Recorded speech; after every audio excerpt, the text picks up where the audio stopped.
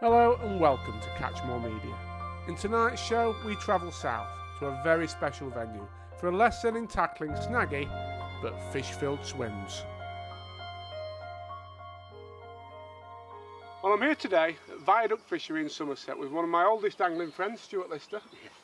Stewart, this is a peg that's got some quite special recent memories for you, isn't it? Yeah, it has. I was lucky enough to draw this peg about 3 weeks ago in the Golden Reel qualifier. Managed to sit here and catch 162 pounds. It was really good. A steady day's fishing. It was nice. Fish throughout the day, a couple of manic spells, a couple of quieter spells, but you always think you're going to catch. Well, what I'd like to do today, if we can, is I'd like to recreate that match, because everybody dreams, with the greatest respect, of drawing a peg like this, a nice end peg, plenty of options, and some fish obviously there on the day. Yeah. But I think what daunts a lot of people is how you go about actually approaching it and getting the best from it, Stuart, because it's very easy to fluff it, fish in the wrong place, lose a lot of fish, and all of a sudden your chance of a golden ticket to the final slipped away, hasn't it? It is, yeah.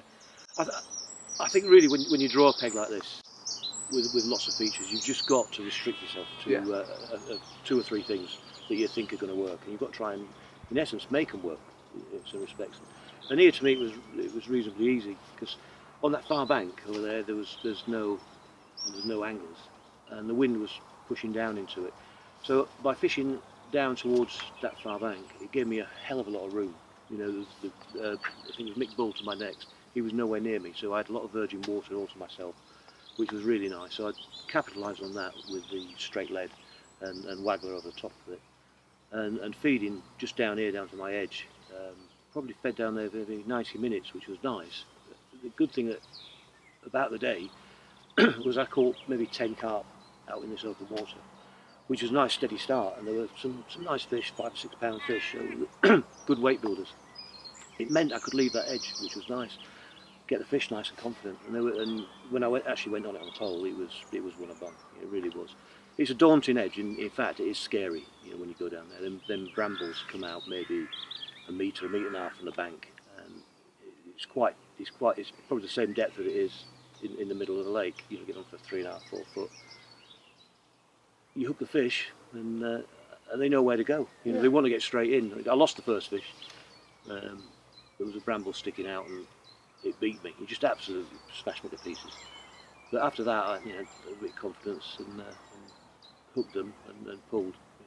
Using the right tackle, you can get them out. It's not for the faint-hearted. You've got to fish with some proper gear. I think on the day I used 022 hook lengths and a 14 Gamakatsu power carp. They're good hooks, absolutely good, and the line's fantastic. So I managed to get them out. It was good. So it's a combination with covering your options, fishing the right tackle, and obviously being very confident in what you do. Yeah, and confidence is a thing. Well, what I'd like to do now, if possible, is just talk me through exactly what the gear was you used on that day and why you used it. To start with, these are the rods I used on the day of the Golden Reel. The Waggler is a new Cresta 3.3 power float. It's 3.3 metres, so 11 foot. It's coupled with a Spro reel, Gamakatsu 0.22 mainline, Super G line, and it's got a Creluso Pro Match Waggler, which is 4 grams. Right, going down, we've got a Creluso fine quick snap, which enables me to change hook lengths really quickly. Size 14, Gamakatsu power carp, a largest band, and an 8mm Coppins pellet. The great thing about the rods is that they're quite fast, they're very light, very thin blanks, and very powerful. They're quite a lot of tip action. Great fish for when you get them under your feet. You lose very few fish when they make that final lunge, when you're about to net them. Really nice rods. There's 2 rods in this range. There's this one 3.3, and there's a 3.6 version. That's a 3-section rod.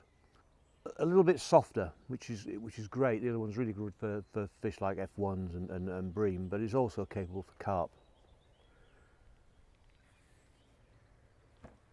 The rods I'm using, the feeder rods, are these Cresta Blackthorn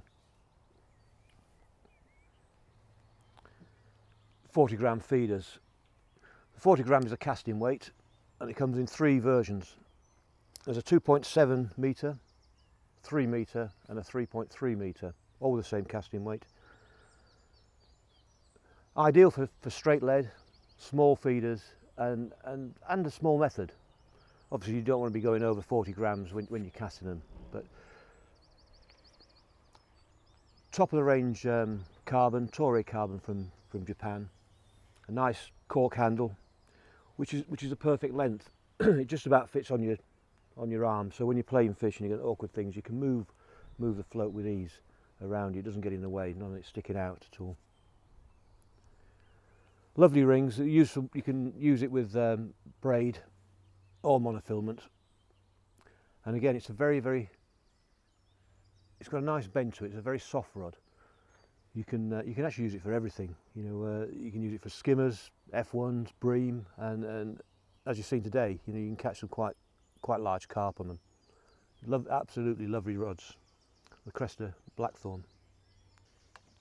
When it came down to the pole rigs, the pole I use is a Dawa Arity, 16 metre. The swim I was fishing is just around about 14 metres. Fish with power, with a power top. It's loaded with J-range purple elastic, which is a lovely elastic. It's quite forgiving, comes out nice and soft, but it's got some controlled power in it. You can tighten it up and you can really pull the fish out. When you get them in open water, it really comes into its own. You can start playing the fish. Again, it's quite a heavy rig, because when you're fishing down in the margins, you've got to get these fish out, and it's not right. You don't really want to lose them in the brambles. So it's 022 mainline, again to a Crusoe fine quick snap, and a 14 Gamakatsu power carp with an 8mm Coppins pellet. The float is a J-range float. It's a J13A. It's a short dumpy float, ideal for up in the water or down in the margins. This I've got the shot bulked nearer to the quick snap, but the great thing is you can straighten you can move the shot up the line for a slower fall if you need to. What I found on this swim is that the fish were feeding near the bottom, so the bulk is down near the hook length. Just gets down to the fish quicker, and we're away. I also add a shallower rig, because when you're picking pellets constantly, there's no doubt about it, the fish are going to come up. This is exactly the same float, exactly the same elastic, just settled slightly softer, but with a spread bulk, and obviously I can move the float up and down to find out where the fish are. Okay, it's important when you're fishing and you're fishing with carp to have the right landing net. This is a Cresta landing net. It's a reasonable size net. It allows me to scoop the fish really quickly if I get the chance to scoop them or get them over. It's not too deep, but deep enough to fold the fish into. When you land the fish, a little shake and the fish will fold in. But then when you've got it on your knee, it's a lovely depth just to get the fish out without you stretching down, hurting your back. Always important. It's got some, the holes in the net are quite handy for scooping through the water.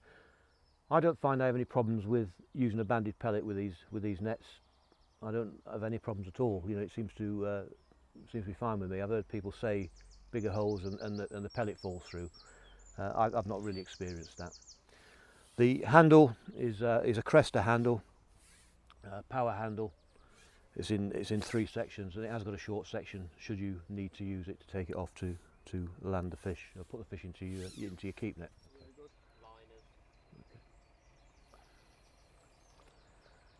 Okay. I'm looking to fish this swim probably 5 or 6 metres off the far bank there. It's the same sort of area that's very prolific on the pole, but obviously we're doing this at distance, and it gives us lots of options. I'm using a reasonably light bomb, so when the bomb hits the water, it's not making a big splash, and it actually mimics a pellet. So you've got the bomb hitting the water and the pellet hitting the water. It's 2 things. It's like feeding. And the fish associate that with food coming. I'm firing roughly 6 or 7 pellets at a time over the area.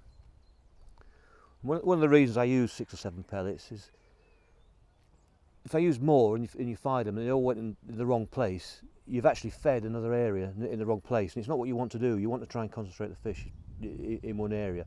6 or 7 pellets going in the wrong place is not going to make that much difference at this time of year.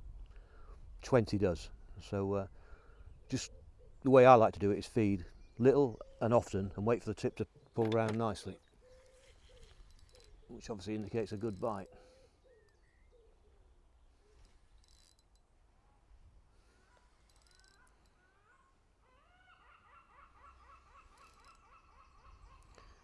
Just playing the fish using the action of the rod. It's got a lot of give, takes in all the lunges.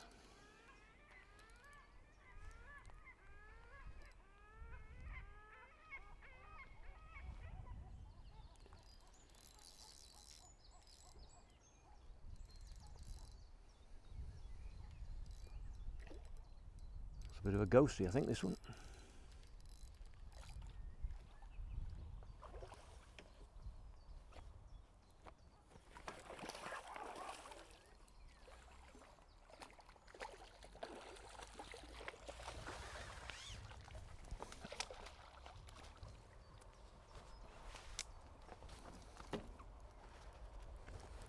Oi, oi, oi.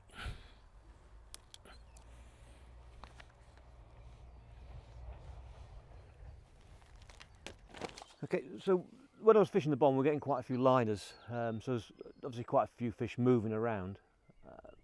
It may be better to have a little go on the waggler and see if we can catch a few on that. We can search a bit more water. We're getting a slower sink, obviously, because we're fishing in 3.5 foot of water. We're getting a slower sink for the pellet dropping down, so that might be a bit more productive. So we'll have a go on that now.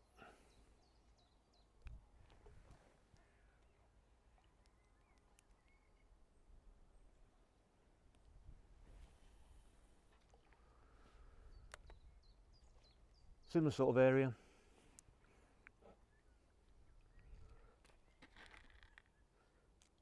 Feeding it the same.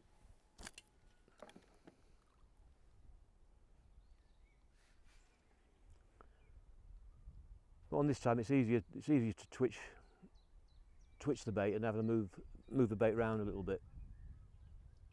See if you can induce a bite.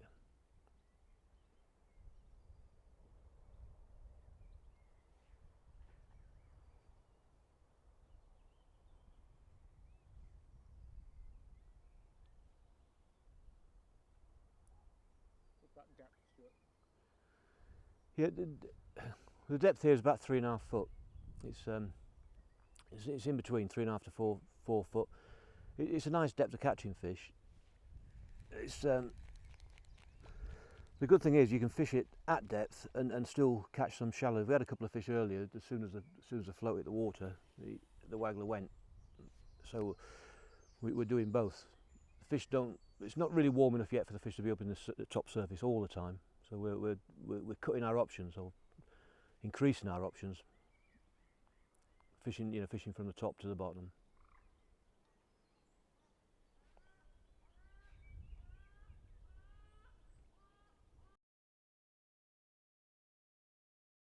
Yeah, with the waggler. It's interesting. You've got to keep casting regular. It's not a waiting job with it. You keep putting down. This one was reasonably quick. It was within 30-40 seconds of the bait hitting the bottom, but that was on the second cast in the same area. It's interesting, sometimes on the waggler you seem to get the bigger fish as well, and this one feels quite good.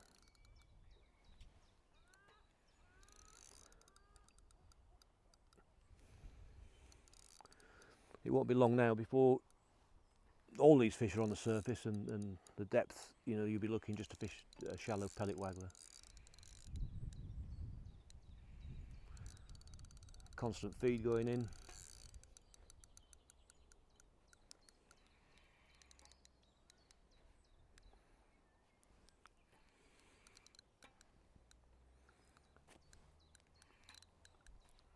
This one just doesn't want to come up.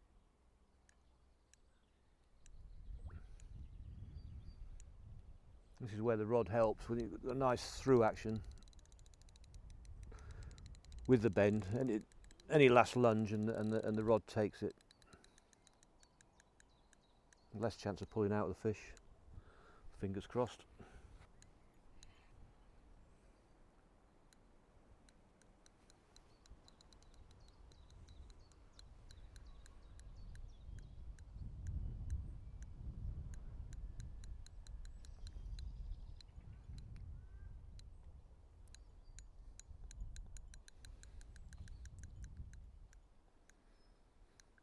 There's no point rushing it. I see a lot of anglers make mistakes when the fish come under the rod tip and rush it. They don't count if they come off. So we just take our time.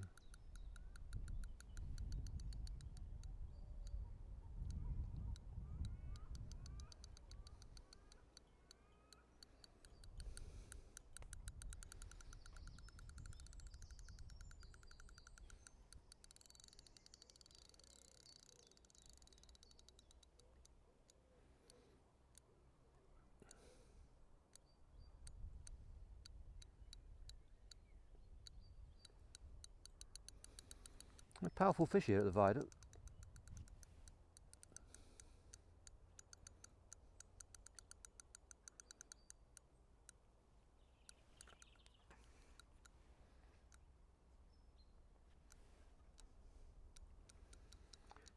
I've changed my ideas over the years. I never used to fish with a clutch, but these days I quite like it. Clutches on reels are so much better. You can hear it just pull in line.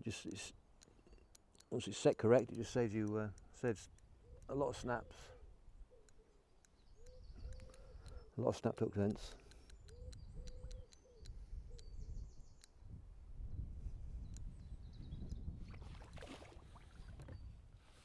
It's a common, this one, quite a hard fighter.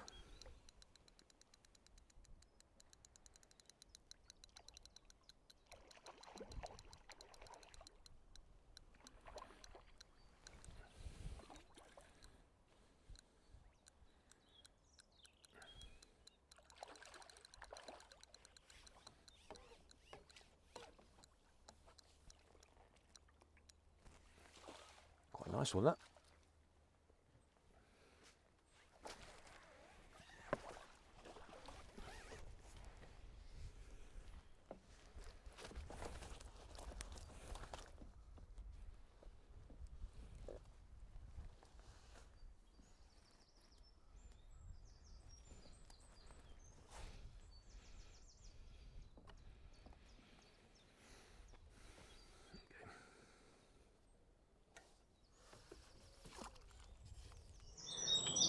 Right, Stuart, we're about 90 minutes into the session now. You've obviously caught a few fish on the bomb, you've caught a few fish on the wide. It's actually been quite good on those two lines. Yeah, there's been some fish there. Definitely. Yeah, but all the time you've been pinging bait down your inside margin and you're about to go on it. Why have you left it so long? It's always nice to let a margin swim settle, even one like this, which is deep and got a lot of features. It's nice to let the fish settle and get confident on the bait that's coming down to it, pre-offerings.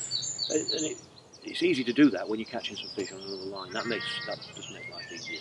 So catching enough fish on there to keep me interested, keeping the fish interested down there, and hopefully they're going to be ready for a go when we go down on it. I'm going to play devil's advocate now, because a lot of anglers would look at that margin and brambles sticking out into the water. You've probably got some tree roots down there. And you turn around and you look at your £2,000 worth of prized carbon fibre in your rod bag and you think, is it worth risking it? What's your philosophy? Are you a Del Trotter? Is it who you dares wins for you? No, definitely. Yeah? Definitely. You've got to go for it. When you're presented a swim like this, you've got to fish it. Yeah. And you've got to have confidence in your tackle.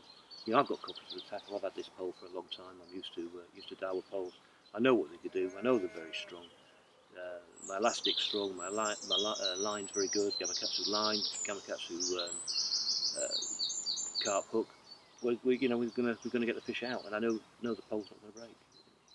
It's good. Well, let's just hope that they're famous, not famous last words, because you're about to go down there now and have a go, aren't you? Yeah. Well, let's go and give it a go. I'm sure they're going to be there. Let's see how you get on. Great. Okay, we're just dropping the rig down the edge, gently lowering it in. See if we can induce something on the way down, and then move it over towards the brambles.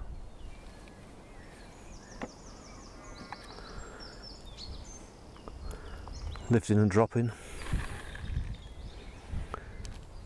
inducing some movement into the bait, firing a few pellets.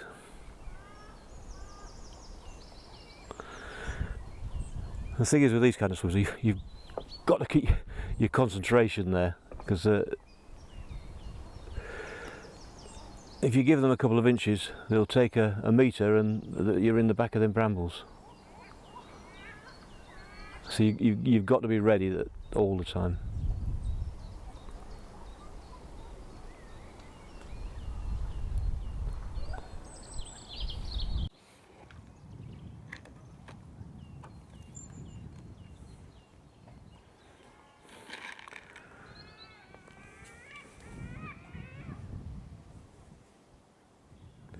A few more pellets.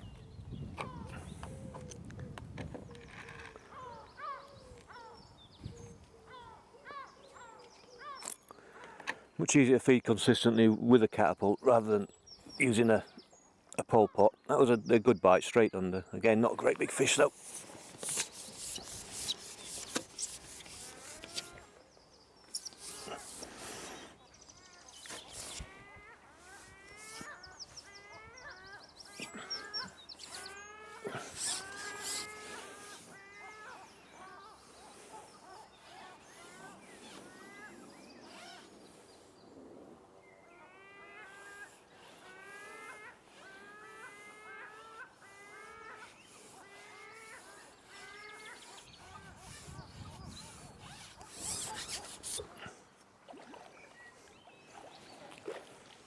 It's grown.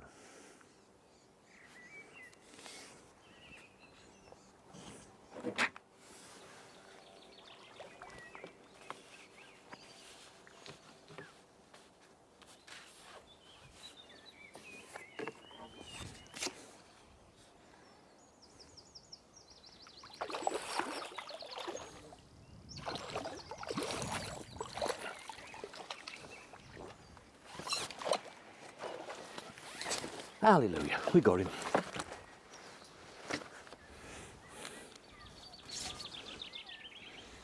Well, Stu, what an awesome session that's been. That was really good, wasn't it? I enjoyed that. I enjoyed that. I bet you did. You've caught a load on bomb and waggler, you've gone down the edge and caught a lot of fish down there as well. Yeah, it's great. Your pole's still in one piece.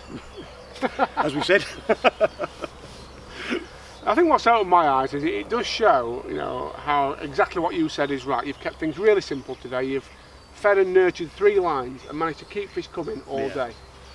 That's the way to do it, really. If you can, if the options are there, do that. Keep things simple. Keep feeding, little and often, and hopefully you'll have a good day. Yeah, awesome.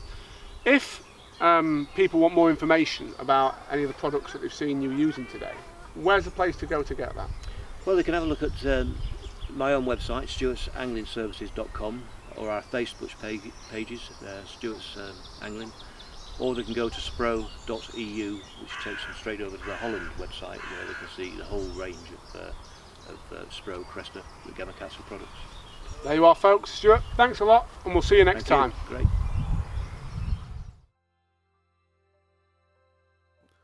Next week, we head over to the lovely Western Pools Fishery in Oswestry, where we catch up with Dave Roberts for a lesson in making the most of deep margins.